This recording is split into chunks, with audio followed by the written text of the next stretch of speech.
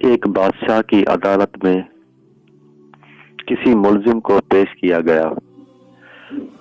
बादशाह ने मुकदमा सुनने के बाद इशारा किया कि उसे कत्ल कर दिया जाए। बादशाह के हुक्म पर प्यादे उसे कत्लगाह की तरफ ले चले तो उसने बादशाह को बुरा भला कहना शुरू कर दिया। किसी शख्स के लिए बड़ी से बड़ी सजा यही हो सकती है कि उसे कत्ल कर दिया जाए, और चूंकि उस शख्स को ये सजा सुनाई जा चुकी थी इसलिए उसके दिल से ये खौफ दूर हो गया था कि बादशाह नाराज हो भी गया तो अब माफी कहाँ मिलनी है। बादशाह ने यह देखा कि कैदी कुछ कह रहा है। उसने अपने वजीर से पूछा, ये क्या कह रहा है? बादशाह का वजीर बहुत नेक दिल था।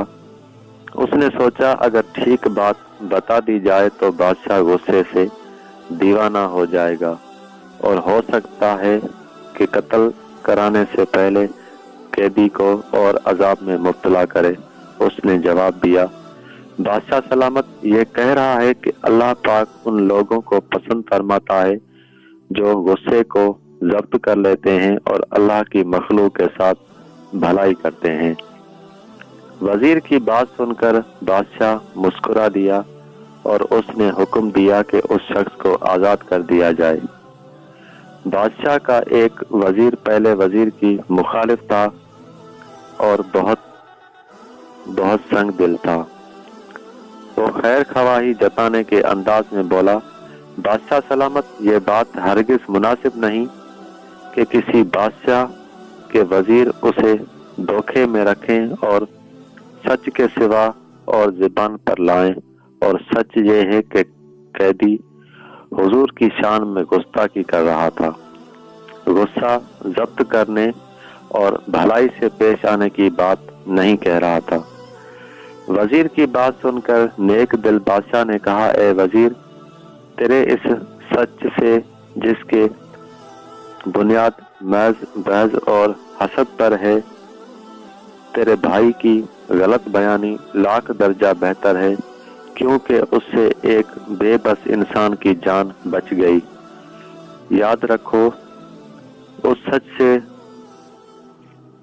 जिससे कोई बहुत बड़ा फसाद फैलता हो, ऐसा झूठ बेहतर है जिससे कोई बुराई दूर होने की उम्मीद हो।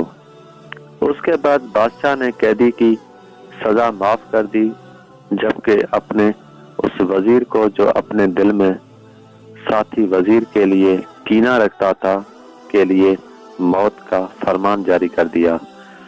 वो सच जो फसाद का सबब हो बेहतर है न वो जबान पर आए, और अच्छा है वो कज़ाब ऐसे सच से जो आग फसाद की भड़काए।